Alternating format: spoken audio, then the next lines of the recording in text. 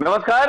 India news sports के रणयुद्ध पेश पर आपका स्वागत है। मैं हूँ राजीव मिश्रा। आज बात करेंगे रणयुद्ध अपने खास कार्यक्रम में एक ऐसे टॉपिक के बारे में जिस टॉपिक को लेकर भारतीय टीम मैनेजमेंट परेशान है। और जो सूत्रों से जानकारी मिल रही है कि हमेशा जब एक टूर्नामेंट खत्म होता है एक रिपोर्ट दी जाती है टीम मैनेजमेंट की तरफ से, तो उस रिपोर्ट में उस 24 बातों का जिक्र है जिन 24 बातों पे आज हम बात करने वाले हैं। यानी कि मिडिल ओवर्स में जो 24-25 गेंदें हमने खराब की एशिया कप में, और ऐसा लगा हम पुरानी भारतीय टीम को देख रहे हैं।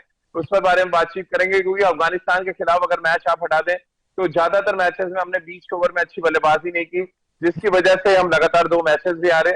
हम बड़ा स्कोर बना सकते थे, नहीं बना पाए, और इसी विषय को लेकर बहुत ज्यादा चर्चा हुई है। और अब चर्चा इस बात को लेकर भी है कि इन 24 बातों को क्या हम ऑस्ट्रेलिया के खिलाफ जो T20 सीरीज 20 तारीख से खेली जाएगी, जिसका पहला मैच मोहाली में होगा, उन 24 बातों पे क्या हम जोर देने वाले हैं, यानी कि उन 24 गेंदों के बारे में क्या हम बातचीत करने वाले हैं। इसी मुद्दे पर आज बातचीत के लिए हमारे साथ दुबई से जुड़ रहे हैं सबा करीम, पूर्व क्रिकेटर और सिलेक्टर। राजकुमार सर हमारे साथ हैं, विराट कोहली के कोच, उनसे बातचीत करेंगे। रितेंद्र सिंह सोढ़ी भी अब से कुछ ही देर में हमारे साथ जुड़ेंगे, उनको भी चर्चा में शामिल करेंगे। पहले तो सबा भाई, मैं दुबई से आया और आप दुबई पहुंच गए, ये चक्कर क्या चल रहा है? यही होता है राजीव जी, जहां जहां आप जाते हैं उसके बाद ही मुझे मौका मिलता है जाने का। सबसे पहले आप ही जहां जहां जा रहे हैं झंडा गाड़ रहे हैं। फिर हम पहले क्या पहले पता, राज हम लोग से पहले राजकुमार सर गए हो, ये भी तो हाँ, वही देखें मैं आप। कहने वाला था। पहले राजकुमार शर्मा जाते हैं, उसके बाद आप जाते हैं, फिर आपके पीछे पीछे मैं लग लेता हूँ। तो ऐसा तो नहीं हम लोग सिक्योरिटी हो आपके पहले जाके चेक करते हैं कि वो शहर वो देश आपके लिए नहीं, थोड़ा सिर्फ मुनासिब सिर्फ है कि नहीं, सिर्फ उसके बाद आप सिर्फ जाए। नहीं नहीं राजीव जी, सिर्फ अंतर यही है कि आप दोनों यहाँ पर हॉलिडे के लिए आते हैं, मैं जब भी बाहर आता हूँ काम के लिए आता हूँ, यही अंतर है। राजकुमार सर बताइए जरा, काम के लिए कह रहे जाते हैं, हम लोग हॉलीडे के लिए जाते देखिए चेहरे पे मैं वो जो जा, जो जो थकान नजर आ रही है वो काम की थकान है। नहीं, मैं वो जानना चाहता हूँ कि वो थकान किस चीज की है और कौन से काम करने आते हैं। हैं। बहुत बहरहाल मेहनत करनी होती है। भारतीय टीम की थकान भी सामने आ गई है सभा भाई। जो सूत्रों से जानकारी मिल रही है कि जो एनुअल रिपोर्ट, सॉरी, किसी भी टूर्नामेंट के बाद जो एक रिपोर्ट दी जाती है टीम मैनेजमेंट की तरफ से, उसमें जिक्र है इस बात का कि मिडिल ऑर्डर ने मिडिल ओवर्स में अच्छी बल्लेबाजी नहीं की है। नहीं, लगभग हर मैच में भारतीय टीम 200 के ऊपर स्कोर बनाती और हम मैच जीत सकते थे। जो एवरेज निकला है, जो हमें मिला है कि जो 5 मैचेस हमने खेले उसमें एवरेज तो 8 के ऊपर का आ रहा है कि मिडिल ओवर्स में हमने बनाया है 8 के ऊपर से रन। लेकिन उनमें एवरेज जो सुधारने का काम किया वो अफगानिस्तान की टीम के खिलाफ जो बल्लेबाजी हुई उसने किया। देखिए पाकिस्तान को तो आप वो वाले मैच को आप दरकिनार कर दो, उसके बारे में तो बात होनी नहीं चाहिए। ये वो मुकाबला तब था जब हम एशिया कप से बाहर हो गए थे, कोई दबाव भारतीय टीम के ऊपर था नहीं। तो उसको हटाकर जी। हमें अपने दोनों मैचेस जो हमने खेले हैं पाकिस्तान या फिर उसके अलावा जो मैचेस खेले हैं उस पर हमें ध्यान देना चाहिए कि वहां पर जी। क्या क्या हम लोगों ने अच्छा काम किया है, क्या क्या हमारी गलतियां हुई हैं, वहां से हम किस तरह से सुधार हमें करना चाहिए। क्या हमारे बल्लेबाजी क्रम में कोई गलती हुई है, क्या हमारे बल्लेबाजी में के अप्रोच में गलतियां हुई हैं, क्या हमने कॉम्बिनेशन में गलती की है, क्या हमने हमें जहां पर एक और बॉलर खिलाना चाहिए था वहां पर नहीं खिलाकर क्या हम लोगों ने गलती की है। मुझे अभी भी लगता है कि दो जो हम लोग मैचेस हारे हैं उसमें एक मैच में हमने 182 183 रन बनाए थे, दूसरे मैच में 170 से ऊपर हमने रन बनाए थे, और उसके बावजूद हम मैच हार रहे हैं, जबकि हमारी स्थिति बहुत खराब थी। जब हमने 180 रन बनाए भी, हमारे विकेट जल्दी गिर गए थे, मध्यक्रम लड़खड़ा रहा, तो उसके बावजूद हम लोगों ने 170 180 का एक तरह से चुनौतीपूर्ण स्कोर जरूर रखा था।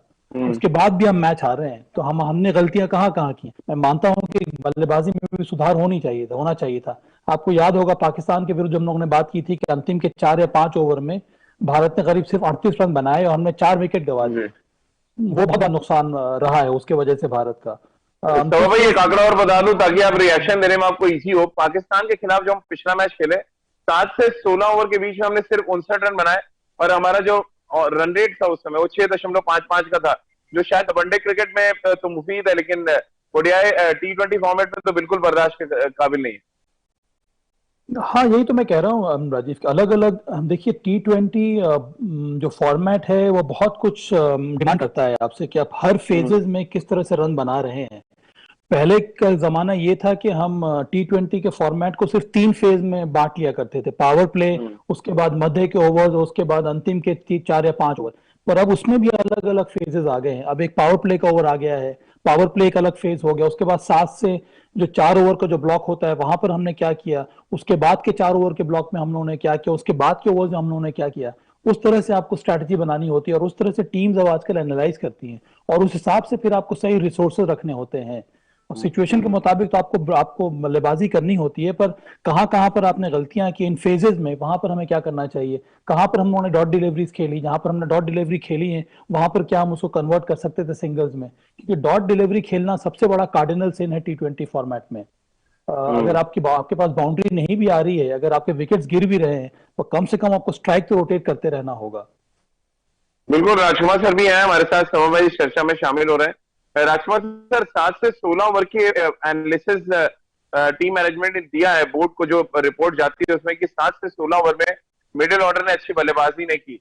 अब क्या मिडिल ओवर में मिडिल ऑर्डर के खराब कंट्रीब्यूशन की वजह से हमारे यहाँ गेंदबाजी कमजोर थी, इस वजह से मार गए? क्योंकि एक तरफ हम बात भी कर रहे हैं कि हमने 174 भी बनाया, हमने 184 भी बनाया और उसके बाद भी हम मैच हारे हैं। इम्प्रूवमेंट हो सकती थी, देखिए मिडिल ऑर्डर की स्ट्राइक रेट में भी, लेकिन अनफॉर्चुनेटली हमारा मिडिल ऑर्डर बहुत अच्छे फॉर्म में नहीं दिख रहा। स्पेशली ऋषभ पंत की बात करें आप या हार्दिक पांड्या, बहुत ज्यादा कंट्रीब्यूट मिडिल ऑर्डर में जहां पर जरूरत थी वहां पर नहीं कर पाए, तो वो भी एक वजह है। लेकिन उससे भी बड़ी वजह मुझे लगता है कि कहीं ना कहीं गेंदबाजी कमजोर रही, क्योंकि अगर आप देखें T20 क्रिकेट में अगर आप 180 रन बनाकर भी हार रहे हैं तो आप बैट्समैनों को ब्लेम ज्यादा नहीं कर सकते हैं। ये गेम है, कभी आपका टॉप ऑर्डर चलेगा, कभी आपका मिडिल ऑर्डर चलेगा, कभी ऊपर के बल्लेबाज रन बनाएंगे या कभी मिडिल ऑर्डर वाले। लेकिन एंड ऑफ द डे अगर आपने 180 रन बना दिए हैं तो वो एक रेस्पेक्टेबल स्कोर है, एक विनिंग टोटल माना जाता है किसी भी ग्राउंड पे, किसी भी विकेट पर। तो वहां से अगर आप मैच हार रहे हैं तो कहीं ना कहीं आपको देखना होगा अपनी बॉलिंग के बारे में कि कितनी एक्सपीरियंस है या कितनी वेरिएशंस है उनके पास, या कितना बड़ा हार्ट है उनके पास गेंदबाजी करने का, वो किस तरह, क्या वो आउट करने के लिए जा रहे हैं, क्या वो बचने के लिए जा रहे हैं। तो कहीं ना कहीं ये सारी चीजें कंट्रीब्यूट करती है। तो मेरा मानना है कि हाँ, मिडिल ऑर्डर और अच्छा करता तो भारत शायद 200 रन भी क्रॉस करता, लेकिन अगर 200 रन नहीं भी क्रॉस किए, हमें इस स्कोर पर भी भारत को जीतना बनता था। तो कहीं ना कहीं बॉलिंग एक बहुत बड़ा कमजोरी रही है भारत की इस टूर्नामेंट में। एक और बात है राजकुमार कि हमें ये भी नहीं भूलना चाहिए कि श्रीलंका ने जो फाइनल मैच जीता है पाकिस्तान के विरुद्ध, वहां पर श्रीलंका ने पहले बल्लेबाजी करके केवल 170 रन बनाए थे और उसके बाद उन्होंने पाकिस्तान को रोक दिया था। ये क्या दर्शा रहा है? यही दर्शा रहा है कि जो विकेटें मिल रही है दुबई में, वहां पर जो टीम पहले बल्लेबाजी कर रही है वहां पे रन बनाना उतना आसान नहीं होता है, हर एक टीम लड़खड़ा रही है। और भारत ने उसके बावजूद 170-180 रन बनाए एक स्ट्रॉन्ग बॉलिंग अटैक के सामने। उसके बाद भी अगर हम मैच हार रहे हैं, इसका मतलब है कि हमने जो बॉलिंग कॉम्बिनेशन चुना था, जो बॉलिंग रिसोर्सेज हमने चुने थे, वो सही नहीं थे। और ये एक और चीज राजीव, कि हमें ये भी नहीं भूलना चाहिए कि हांगकांग के साथ जो हम मैच जीते थे वहां पर भी हमारी गेंदबाजी उतनी अच्छी नहीं हुई थी, तब भी वहां पर भी हम लोगों ने 150 या 140 150 रन दे दिए थे। वो एक बहुत बड़ा वेकअप कॉल था भारत के लिए। मुझे लगता है कि बहुत बड़ा भारत का वहां से भी भारत ने कुछ सीखा नहीं। उसके बाद भी 2 मैचेस जो हम लोगों ने खेले हैं वहां पे भी हमने वही गलतियां की, वहां पर भी हमने एक बॉलर शॉट खिलाया।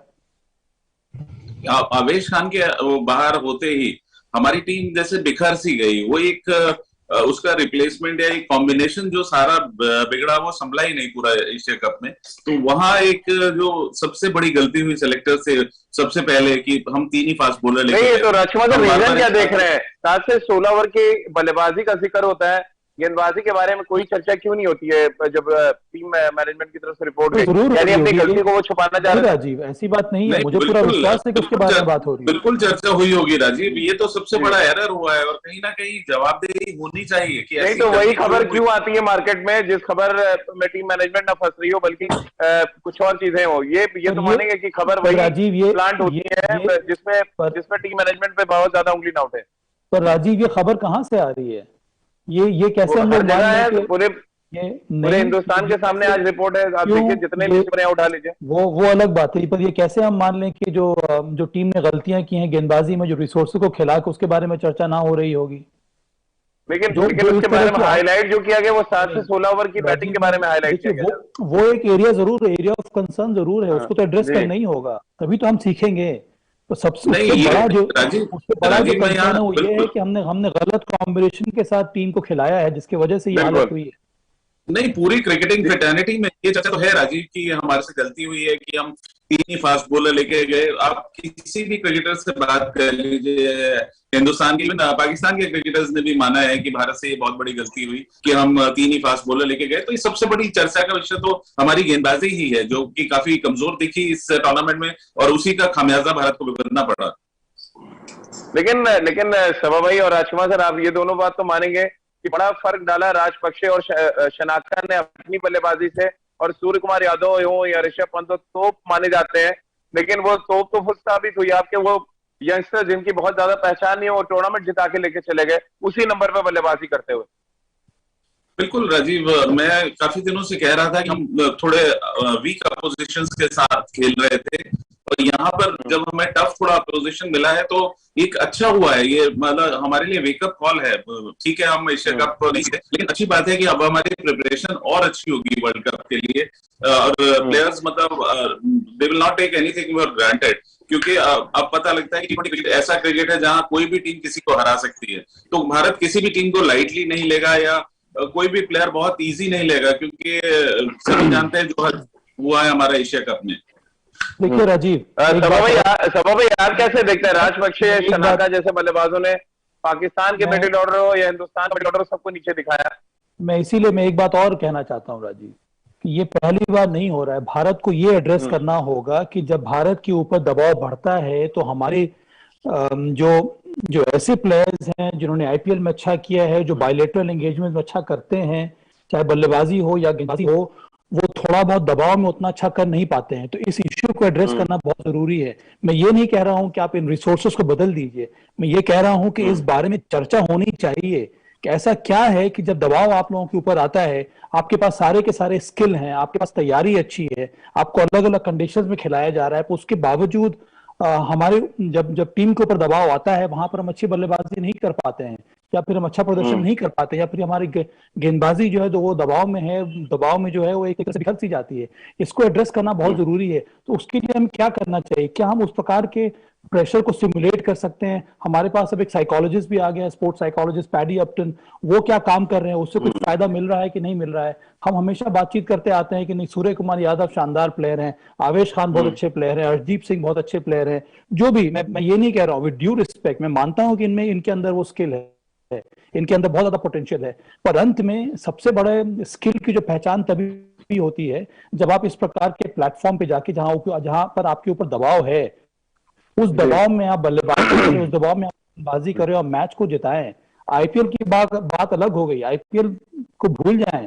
सबसे बड़ा जो कॉन्टेस्ट होता है, जो जहां पर आपको टेस्ट होता है स्किल का, और वो चैलेंजेस को आप एब्जॉर्ब करते हैं कि नहीं, वो होता है इस प्रकार के प्लेटफॉर्म, मल्टीनेशनल टूर्नामेंट में, आईसीसी इवेंट में। तो इसको एड्रेस करना बहुत जरूरी है। बिल्कुल, और हम यहाँ पर 7 से 16 ओवर की बल्लेबाजी पर चर्चा कर रहे हैं। रितेंद्र, गेंदबाजी रिपोर्ट हुई है, खराब हुई है, उसमें पता नहीं क्या रिपोर्ट गई, लेकिन बल्लेबाजी में जो कुछ गड़बड़ हुई उसकी रिपोर्ट जरूर मीडिया में आ गई, और ये कहा जा रहा है 7 से 16 ओवर के बीच में हमने रन कम बनाए, जिसकी वजह से विकेट बहुत गए।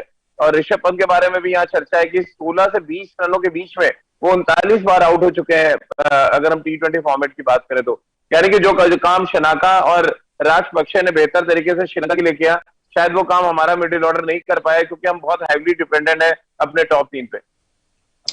देखिए Rajiv, Asia Cup has been a biggest eye opener. शायद उससे पहले लग रहा था हमें कि हम T20 वर्ल्ड कप जीते ही हुए हैं, बाकी टीमें तो शायद खेलने ही नहीं आएंगी, लेकिन अब ऐसा लग रहा है, देखिए बहुत दुनिया की बात करिए कि भारतीय टीम को बहुत सी चीजों में इंप्रूवमेंट की जरूरत है। They have to come up, leap and bounce, और उसमें से सिर्फ एक पार्ट है जो आप बात कर रहे हैं, मिडिल ऑर्डर। अब बॉलिंग पे बहुत काम करने वाला है, फील्डिंग पे बहुत काम करने वाला है, सलामी बल्लेबाजी पे बहुत काम करने वाला है। तो इतना काम अब भारतीय टीम कैसे करेगी? टीम तो अनाउंस हो गई है, ये अच्छी बात है। Now you know your horses, कि आपके हॉर्सेस कौन है, आपके घोड़े कौन है जो वर्ल्ड कप में खेलेंगे, अब उनको तैयार कैसे करना है। तो आपने ऋषभ पंत की राजीव बात की, देखिए ऋषभ पंत एक प्रूवन प्लेयर हैं, अगर अब भी वो मैच नहीं जिताते हैं, माता नहीं रखते हैं मैच जीतने का, then it's a big question on him. Test cricket में उन्होंने अपने आप को प्रूव किया है, लेकिन व्हाइट बॉल क्रिकेट में स्टिल लॉट इज एक्सपेक्टेड। और जो साबा रजीब बात कर रहे हैं, देखिए वो पॉइंट बात कर रहे हैं कि प्रेशर में भारतीय टीम्स कम करती है। अब ये प्रेशर में आपको खेलना, देखिए साइकोलॉजिस्ट एक हद तक आपको तैयार कर सकता है, but this is from within. Rajiv, आप जब प्रेशर सिचुएशन में जाते हैं, आप इतनी तैयारी नहीं करते हैं, आपका एक्सपीरियंस, आपकी अपब्रिंगिंग उसको कहीं ना कहीं टैकल करने के लिए आपकी क्षमता बाहर लेके आती है। अब भुवनेश्वर कुमार ने 19वां ओवर कैसा डालना है, ऑफ स्टंप के बाहर ज्यादा बॉलिंग नहीं करनी है, यॉर्कर ट्राई करनी है, ये अब उनको सिखाया नहीं जा सकता। कोई भी साइकोलॉजिस्ट आके उनको सिखा नहीं सकता है। This has to come from within. अगर आप इतनी क्रिकेट खेल के प्रेशर में आप कम कर रहे हैं, आप प्रेशर से बाहर नहीं आ रहे हैं, देन दैट इज वेयर बहुत सी बात होती है, बहुत से सवाल उठते हैं। और भारतीय टीम ने वहां स्ट्रगल किया है। आईसीसी ट्रॉफी हमारे नाम नहीं है, तो ये बहुत बड़ा कारण है। तो हम सब उम्मीद करते हैं कि ये T20 वर्ल्ड कप में हम तमाम गलतियां सुधारेंगे और अच्छा करेंगे। जीतने की बात अभी मैं नहीं कर रहा हूं, मैं सिर्फ एक्सपेक्ट कर रहा हूं कि जो प्रोसेस है वर्ल्ड कप में अच्छा करने की, फाइनल तक पहुंचने की, भारतीय टीम उस पर खरी उतरेगी। क्योंकि प्रोसेस की बात हो रही है, अब प्रोसेस तो आपका ऑस्ट्रेलिया के खिलाफ शुरू हो जाएगा। मोहाली में पहला T20 है। कौन से वो 3 पॉइंट्स हैं? क्या वो 24 गेंदें आप सुधरा हुआ प्रदर्शन देखना चाहते हैं 7 से 16 ओवर के बीच में, या आप ये देखना चाहते हैं कि आपका बॉलिंग कॉम्बिनेशन ठीक खेले, यानी 3 फास्ट बॉलर, 2 स्पिनर और हार्दिक पांड्या 6 बॉलिंग ऑप्शन? क्या कुछ आप प्रेफर कर रहे हैं? टॉप 3 बातें ऑस्ट्रेलिया के अगेंस्ट सुधारने के लिए। सबसे पहले 6 bowler Hardik Pandya, 3 seam bowlers and 2 spinners. सबसे पहले भारत को ये पक्का करना होगा कि भारत को आने वाले मैचेस में, चाहे वो ऑस्ट्रेलिया हो, दक्षिण अफ्रीका हो या विश्व कप हो, आपको 6 बॉलर के साथ मैदान में उतरना होगा। उसमें हार्दिक पांड्या और 6 बॉलिंग ऑप्शन, ये आपने एक बार तय कर लिया है, तो चाहे कोई भी प्लेयर इंजर्ड हो जाए, आपको उसको रिप्लेसमेंट लाना होगा, ना कि आपको कॉम्बिनेशन में परिवर्तन करने की जरूरत है। ये सबसे पहली बात आपको तय कर लेनी होगी। दूसरी बात यह है, जैसा कि आपने चर्चा की है कि हमारे मिडिल ओवर्स में क्या हो रहा है, कहाँ कहाँ हम लोग गलतियां कर रहे हैं, और अगर हमारा स्ट्राइक रेट नीचे हो रहा है तो क्यों हो रहा है, वहाँ क्या हम स्पिनर्स के विरुद्ध अच्छा नहीं खेल रहे हैं, तो उसके लिए हमें क्या करना होगा, क्या क्या विकल्प है हमारे पास, क्या हम वहां पर बैटिंग ऑर्डर में थोड़ा बहुत परिवर्तन कर सकते हैं कि नहीं, हमारे पास फिनिशर जो भूमिका निभानी चाहिए वो खिलाड़ी हमारे पास तैयार है कि नहीं। क्या हार्दिक पांड्या, अगर हम ऋषभ पंत को नंबर 5 पे खिला रहे हैं, तो फिर हार्दिक पांड्या क्या वो फिनिशर का रोल अदा कर सकते हैं? पिछले 1 साल में उन्होंने उस तरह का रोल अदा किया नहीं है। वो नंबर 4, नंबर 5 पर खेलते आ रहे हैं अपने आईपीएल टीम के लिए भी। तो फिर अगर ये सारी बातें, तो दिनेश कार्तिक को क्या नंबर 6 पर खेलना चाहिए? तो इन तरह की बातों के ऊपर आप एड्रेस करना होगा, और आपको कम से कम एक सही कॉम्बिनेशन के साथ मैदान में उतरना होगा, ताकि जो सपोज कीजिए कि आपने ये मान लिया कि मुझे ऋषभ पंत को खिलाना, और ये बहुत बड़ी बात है, ऋषभ पंत और दिनेश कार्तिक में से आपको एक को चुनना होगा कि अब आपके पास समय दिनेश कार्तिक को खिला रहे हैं, एक मैच ऋषभ पंत को खिला रहे हैं। अगर आपने ये तय कर लिया है कि मुझे ऋषभ पंत को नंबर 5 पे खिलाना है, इसका मतलब है कि हार्दिक पांड्या नंबर 6 पर आ रहे हैं, तो फिर आप इसी कॉम्बिनेशन के साथ आगे खेलते रहिए, ताकि लोगों को अभ्यास हो जाए कि भाई मेरा रोल क्या है, मेरा प्रोफाइल क्या है, तभी तो वो तैयारी करेंगे, तभी तो अच्छा करेंगे। इतना ज्यादा फेर बदल करने की जरूरत नहीं है। तो कई सारी बातें हैं जिस पर आपको ध्यान देना होगा, पर सबसे पहली बात है कॉम्बिनेशन के बारे में। राजीव जितेंद्र, आपके होम ग्राउंड पे क्योंकि मैच है, मोहाली में खेला जाएगा, आप क्या दुरुस्त करते हुए देखना चाहेंगे? 3 बातें जो आपने महसूस की कि एशिया कप में हमने ठीक नहीं किया, और वर्ल्ड कप की तैयारी के लिए आज से हमें ऑस्ट्रेलिया के खिलाफ ठीक करना है। देखिए राजीव, मैं तो सिर्फ कार्डिनल प्रिंसिपल्स की बात करूंगा, जो बेसिक्स की बात करते हैं। अभी साबा ने बहुत अच्छी बात की है, कॉम्बिनेशन। अगर आपको पता है, आपके जहन में वो कॉम्बिनेशन है, कोई इंजर्ड भी होता है, लेकिन आप कॉम्बिनेशन के साथ छेड़छाड़ नहीं कर सकते। एशिया कप में ये हुआ है, तो वहां पे भारतीय टीम जरूर तवज्जो देगी। देखिए, सलामी बल्लेबाजी, आपको अच्छा स्टार्ट चाहिए। कोई भी आपको ओपनर है, अगर आप एज ए ओपनर पहले 6 ओवर में आप फ्लैम्बॉयंट स्टार्ट नहीं लेते हैं, आपका मिडिल ऑर्डर स्ट्रगल करता है। और हम इस एशिया कप में बात कर रहे थे कि हमारा जो मिडिल ऑर्डर है वो बहुत हैवी है, बहुत सक्षम है, but it has been a colossal failure. अगर हम बात करें ऋषभ पंत की, देखिए उन्होंने स्ट्रगल किया है, ये तो जग जाहिर है, लेकिन उनको मौका मिला है। He has been awarded with a place in the squad for the T20 world cup. तो अब उन्होंने प्रूव करना है, और वो कैसे करेंगे? रन बना के। और अगर बॉलिंग की बात करते हैं राजीव, देखिए हमारे पास अच्छे फास्ट बॉलर्स हैं, लेकिन अच्छे वो तब होते हैं जब वो परफॉर्म करते हैं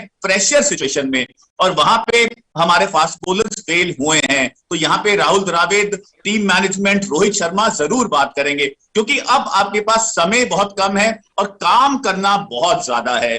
तो ये सब मैचेस हैं जहां पे आप अपनी दुरुस्त तैयारी कर सकते हैं। मोहाली में मैच है, उसके बाद जो आगे मैचेस हैं, अगर भारतीय टीम यहाँ पे जो खाने खाली दिख रहे हैं उनको फिल करती है, उनको भरती है, तो डेफिनेटली यस, ऑस्ट्रेलिया में हमारी तूती बोलेगी। दो बड़े इंपॉर्टेंट बातें राजकुमार सर सभा भाई ने उठाई, और सबसे इंपॉर्टेंट बात रितेंद्र ने भी उठाई। सभा भाई का एक तो ये कहना था कि आपको अपना कॉम्बिनेशन सुधारना पड़ेगा, और दूसरा सबसे इंपॉर्टेंट फैक्टर कि आपको ये तय करना पड़ेगा कि आपका पहला विकेट कीपर कौन है, और उसको आप ज्यादा मैच ना है। हर मैच में आप दिनेश कार्तिक और ऋषभ पंत के बीच में टॉस नहीं कर सकते। आप किन चीजों को ज्यादा प्रायोरिटी में देखना चाहते हैं ऑस्ट्रेलिया के खिलाफ? राजीव, मुझे जाना पड़ेगा, मैं यहाँ से इजाजत लेता हूँ। हाँ सभा भाई, लेकिन आपने एक चर्चा तो छेड़ दी है, तो फिर आपको छोड़ देते हैं हम। आप जवाब देते हैं। इसी चर्चा को आप लोग आगे बढ़ाइए। देखिए, सोडी जी तो हमेशा मेरी चर्चा से नाखुश रहेंगे, तो मैं उम्मीद करता हूं कि राजकुमार शर्मा जी इस चर्चा को आगे लेकर जाएंगे एक लॉजिकल कंक्लूजन की तरफ। बिल्कुल, मैं यहाँ सभा से सहमत हूँ कि कॉम्बिनेशन ध्यान से जाइए और गाड़ी दाएं हाथ चलाइए। आपको बेसिक्स पे रहना होगा कि आप 5 जेन्युइन बॉलर्स खिलाएं और छठा एक बॉलर जो ऑलराउंडर हो, जो कि फिल इन कर सके अगर किसी बॉलर की पिटाई होती है। तो वो एक जो बेसिक चीज है वो जरूर वहां पर रखनी है, क्योंकि ये शायद हमारे से गलती हुई है एशिया कप में कि हम पूरे 5वां बॉलर हम हार्दिक पांड्या को लेकर चले, और जब भी हार्दिक पांड्या को हमने 5वां बॉलर माना तो प्रेशर उनके ऊपर आया है। तो कहीं ना कहीं ये चीज एक सुधारने की जरूरत है। और राजीव, बिल्कुल आपने ठीक कहा कि जरूरत है कि आप डिसाइड कीजिए कि आप किस पर ज्यादा भरोसा है या किससे ज्यादा आपको उम्मीद है, ऋषभ पंत से या दिनेश कार्तिक से। आप मुझे लगता है कि काफी हद तक ये सोचकर खेलते हैं कि अगर दूसरी टीम में लेग स्पिनर या लेफ्ट आर्म स्पिनर ज्यादा है तो हम पंत को खिलाएंगे, नहीं तो हम दिनेश कार्तिक को खिलाएंगे। लेकिन उससे किसी का भी कॉन्फिडेंस प्रॉपर नहीं होता मैच के लिए। वो उस तरह नहीं हो सकते कि वो सामने वाली टीम को देखकर अगर आप खिला रहे हैं कि अगर उधर ज्यादा लेफ्ट हैंडर है तो मैं बीच में ऋषभ पंत को डालूंगा, तो उससे कहीं ना कहीं वो प्रिपरेशन नहीं होती जो प्लेयर एक मेंटली प्रिपेयर करता है कि नहीं मुझे इस वर्ल्ड कप में अच्छा करना है या इन 5 मैचेस में मुझे इतने रन बनाने हैं। तो वो बिल्कुल क्लैरिटी चाहिए टीम मैनेजमेंट को कि कौन उनकी फर्स्ट चॉइस है। और बॉलिंग, अब मुझे खुशी है कि बुमराह वापस आ गए हैं, हर्षल पटेल वापस आ गए हैं, तो दोनों काफी अच्छे से प्रेशर झेल सकते हैं। और साथ साथ अर्शदीप ने भी अच्छा प्रॉमिस दिखाया है कि वो प्रेशर में अच्छी गेंदबाजी कर सकते हैं। तो बॉलिंग अब मुझे लगा कि अगर ठीक कॉम्बिनेशन खिलाया जाए तो भारतीय बॉलिंग काफी सक्षम है इस बार। जबकि अभी भी मैं कहूंगा कि एक फास्ट बॉलर हम कम लेकर जा रहे हैं, शायद एक स्पिनर की जगह एक फास्ट बॉलर ऐड किया जा सकता था। मुझे पूरी आशा थी कि मोहम्मद शमी वो टीम में होंगे या होने भी चाहिए, लेकिन अनफॉर्चुनेटली नहीं है वो। लेकिन जो अवेलेबल रिसोर्सेज हैं, आई थिंक उनसे भारत को अच्छा करना चाहिए। रितेंद्र, आप कैसे देख रहे हैं? आपकी नजर में नंबर 1 विकेट कीपर कौन होना चाहिए ऑस्ट्रेलिया के खिलाफ जो तीनों T20 खेलना चाहिए जिसको? राजीव, अगर आप एशिया कप से पहले की बात करें, it was always Rishabh Pant, लेकिन अब मुझे लग रहा है आपको दिनेश कार्तिक के साथ जाना होगा, बिकॉज ऋषभ पंत को आप अपनी मौके दे चुके हैं।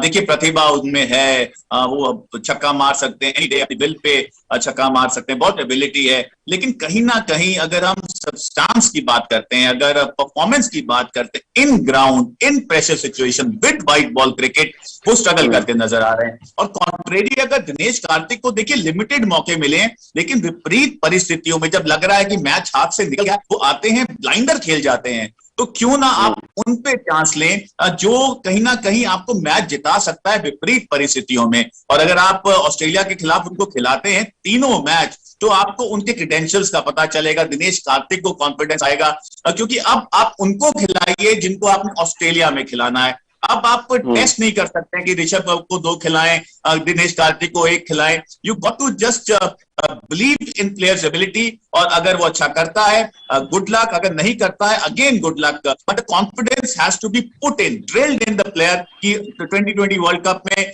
वो आपका घोड़ा है, मैच जिताएगा। लेकिन रितेंद्र, मेरा एक सवाल है, जो राजकुमार सर कह रहे हैं कि कभी कभी लेफ्ट हैंडर को काउंटर करने के लिए आपको लेफ्ट हैंडर चाहिए, बट मेरी थ्योरी अलग है कि अगर आपके पास क्वालिटी लेफ्ट हैंडर नहीं है तो आप क्यों जबरदस्ती लेफ्ट हैंडर करने की कोशिश करेंगे?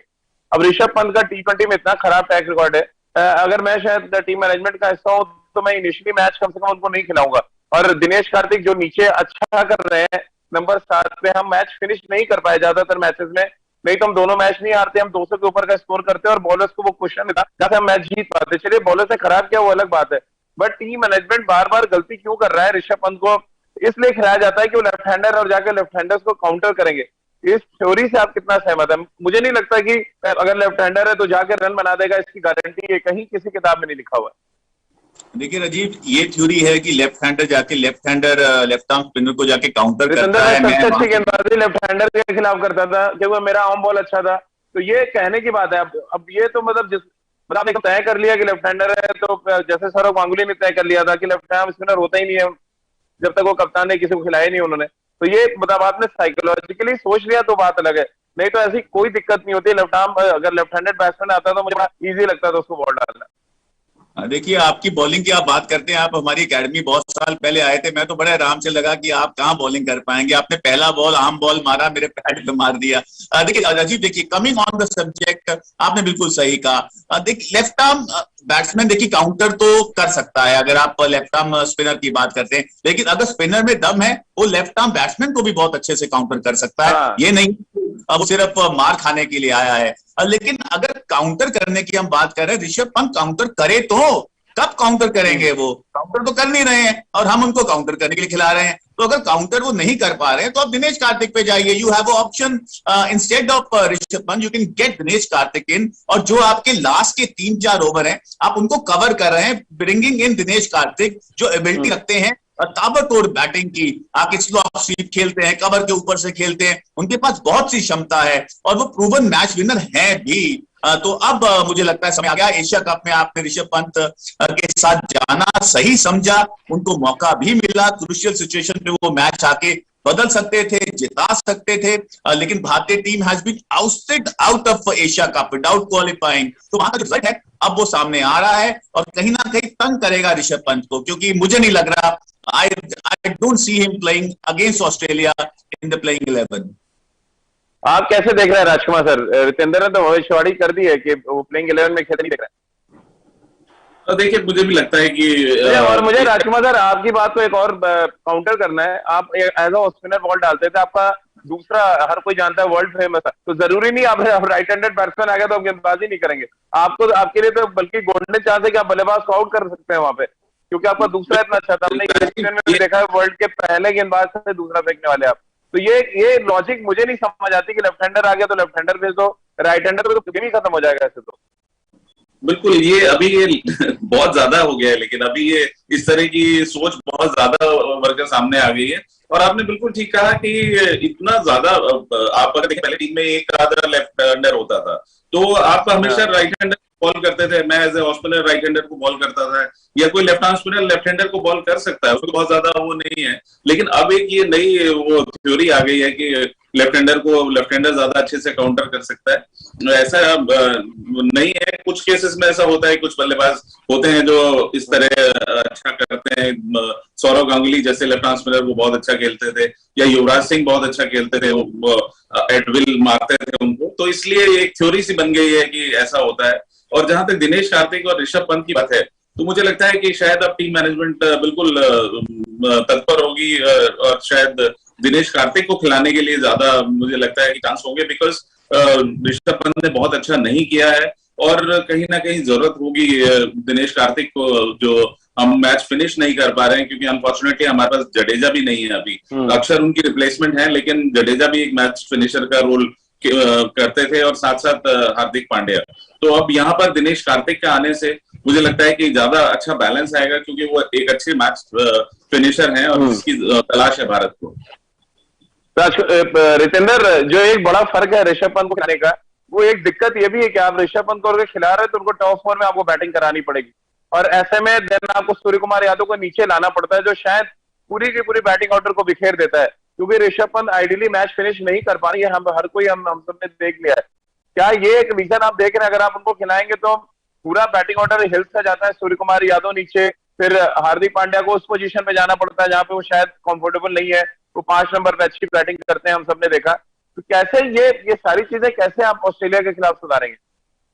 जी हाँ राजीव, ये बहुत वैलिड पॉइंट है, क्योंकि आपको 6-7 नंबर पे ऐसा प्लेयर चाहिए जो आपके मैच फिनिश कर सके। और अगर आप पहले बल्लेबाजी करें 17, 18, 19 ओवर में या 20वें ओवर में आप 4 ओवर में 70-80 रन बनाने का मादा रखते हो, और वैसा नहीं हो रहा है। तो ऋषभ पंत को आप नंबर 4 पे लेके आते हैं तो आप सारा बैटिंग ऑर्डर हिला देते हैं। जी हाँ, तो इसीलिए मुझे लग रहा है जगह नहीं बन रही है राजीव। अब Rishabh Pant has to wait in the wings, अपना अपॉर्चुनिटी क्या वेट करें, नेट्स में बल्लेबाजी करें, अपनी फॉर्म को रिगेन करें व्हाइट बॉल क्रिकेट में। लेकिन अब समय आ गया है।